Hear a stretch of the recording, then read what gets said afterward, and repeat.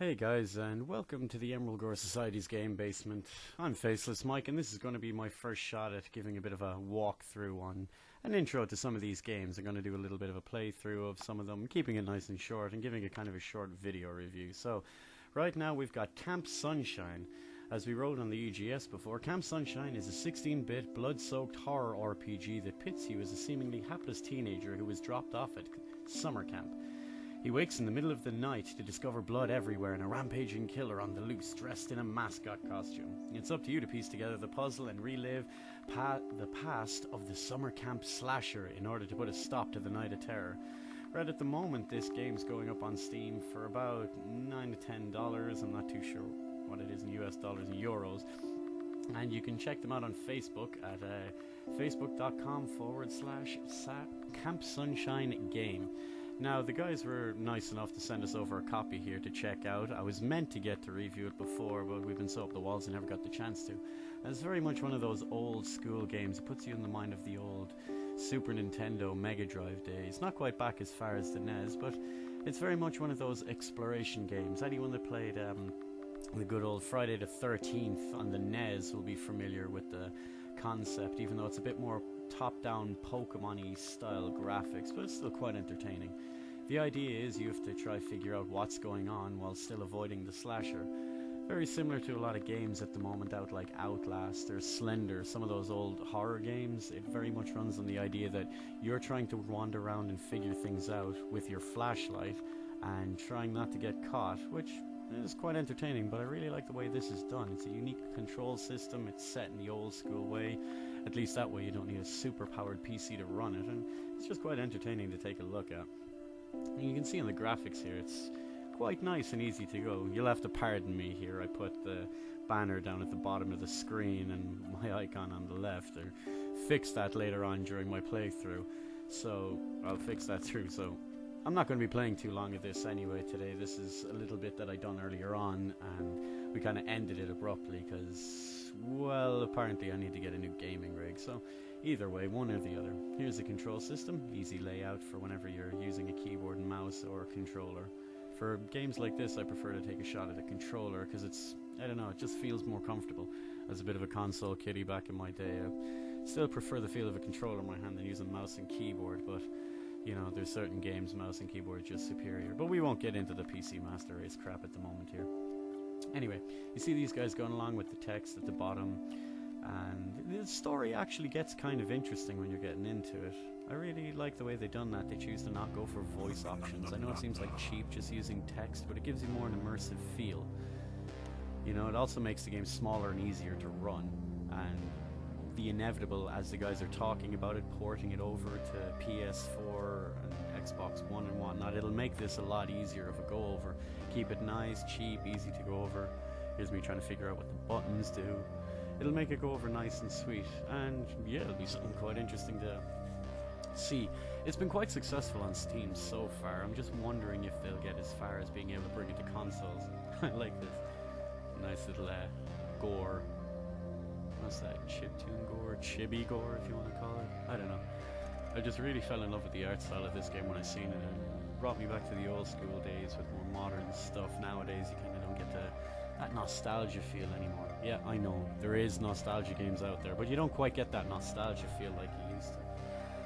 Go in, check out your closet, get your flashlight. You'll see in the top of the screen there's a little meter for your flashlight, and I don't know if that's the energy meter or your flashlight, but pretty sure it's your flashlight. And then there's one here. Oh, there we go. Teddy Ruxpin himself. Yeah. So he comes and chases you, and you're meant to go and hide all Metal Gear style. Anyone remember Metal Gear? Not Metal Gear Solid, the prequel. Yeah. Get all that kind of run, hide, distract. Very much stealth play, which you can, if it's a horror game, you can't really do anything other than stealth play, really, can you? Combat in a horror game. I know some people like that, but it kind of takes the horror away. Too much noise. Oh no, Teddy Ruxpin again. Ah well, that Five Nights at Freddy's really has a lot to answer for with these games. But anyway, so we've got our guy here. We've got to run, we've got to hide, we've got to conserve our battery for our flashlight just in case something goes wrong, heaven forbid. Man, I never got to go to summer camps like this when I was a kid. That's sad. It's a big map though. I'm actually quite impressed by the size of the map they've done, because it gives you a reason to double back. So if any of you remember good old point and click games on the PC, you'd have to run around, figure something and double back and then go back. You know, your fetch quests. As I was reminded earlier, the Goron fetch quest in The Legend of Zelda Ocarina of Time. That's pretty much a lot of this game. Go get this, bring it back, figure it out, piece together all the bits and pieces of the past.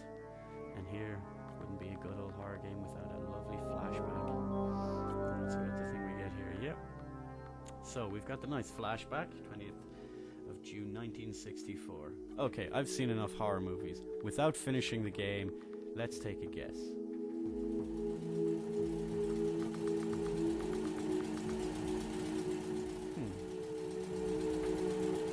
Happen any day now.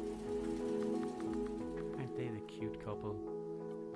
Okay, so from seeing enough horror movies, my money is on this couple. Something bad happens to the wife. The husband freaks out, and he's the guy in the teddy suit. I may be wrong now, I've only played a few minutes of this game, but that's always the way it goes. You can nearly call it from the start. Although I'm probably wrong, because the guys at Camp Sunshine, the guys at Fossil Games that made this, they actually done really well on the story. I had a bit of back and forth with them on the EGS about like when they were promoting the game before it was released, and they promised a really good story, so I doubt it's going to be that predictable. But you never know. You can never tell. To be honest, the story in this is actually going so well and the gameplay runs so smoothly, I wouldn't mind if they went for the good old school cheese. Even if the story is predictable, it can still be really good, because, you know, well, the best horror stories are the ones we've heard again and again, right? They're just retold in a far better fashion. Oh, wake up, my water just broke. Our baby's on the way. Okay, quick, get to the damn hospital. So you waited to decide to go to a summer camp right when you were about to give birth? Fantastic. Great notion. Great idea, guys. That didn't make any sense. No, it didn't. But it was enjoyable. I think it's better told in flashback than just mountains of text anyway. At least it gives you a bit of insight. But my money's still on the teddy bear. That dude with the beard is the guy in the teddy bear suit. You mark my words. I see. And you will know them by the trail of blood, huh? The fire escape route. Yeah, that'd be handy to kind of get the hell out of there. You know, because what's the point in hanging around, man? Seriously. Yeah, why not? We'll take a nap. There's a killer on the loose, but yeah, why not? Screw it. We'll go take a nap, huh? Nice safety thing, though. Nice little save function.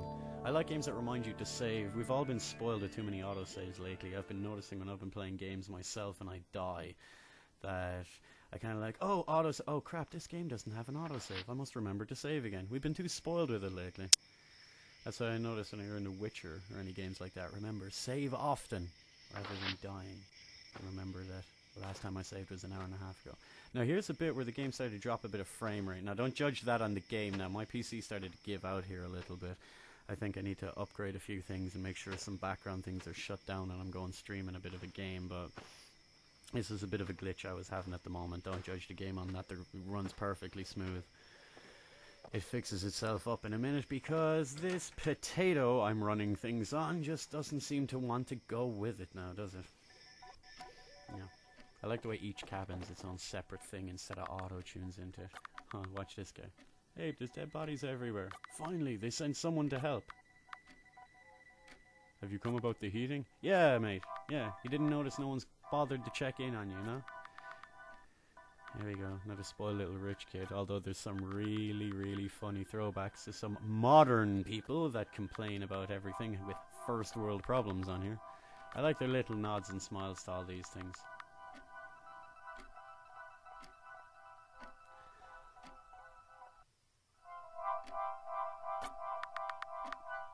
You mention of Isaac Jacob somewhere of home.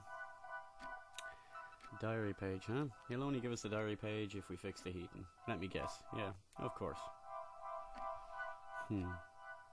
Oh yeah, here's where I was fiddling around with it, because I noticed that the little like and share button was blocking the field of text, so, you know, sorry about that, guys. But yeah, this game has that one of the whole fetch quest while avoiding the bad guy type of thing. It's good fun. It's the kind of thing that I used to enjoy back in the NES days. You remember good old Zelda? Back in the days, I'm thinking some of those Muppets now on Twitter that we shall not mention, or we're not allowed to mention, who think Link is Zelda. Yeah. Yeah, we'll just forget they ever existed, shall we? Okay, so off on our adventure. So we're going to take another little look around the cabin here. Rob all the drawers. Don't forget, as with any good thing, rob everything out of every building until you're over encumbered, then dump it all in a big pile. Yeah, I'm going to leave that well enough alone. So take a look around here. Hey, another bed. Will we have a sleep? Yeah, we'll take another nap. Why not? It's only a killer wandering around on the loose. To be honest though, no, I do like that mechanic. It's quite handy as I seen them nicely, subtly put it in there. Here's our map. I love the Bear Paw Island in the middle. Kind of a nice reminder. Let's see. This camp was nearly destined to have the bears, the serial killer, huh? This is where he started going slow again. I seriously need to fix this potato. But anyway, guys, I'm not going to run this for too much longer, but definitely I've been enjoying playing Camp Sunshine, and I thought I'd give you this little taster here. It's definitely one to check out. Camp Sunshine game on Facebook. Put it into Google. You'll see it on the EGS. It's easy to find. It's a great game, and it's definitely worth checking out, and something I would highly recommend. And if you're listening to this, thanks for giving a listen to my first little run-through of a game. And hopefully I'll be doing more of these in the future now that I've actually got a setup where I can actually do these type of things. So don't forget, you know, like, comment, subscribe, all that jazz that we do in the EGS. And don't forget to check out the emeraldgoresociety.com. And we'll see you later, guys. I'll just leave you play out with a little bit of this here after I finish closing all the toilets. And we'll see you later.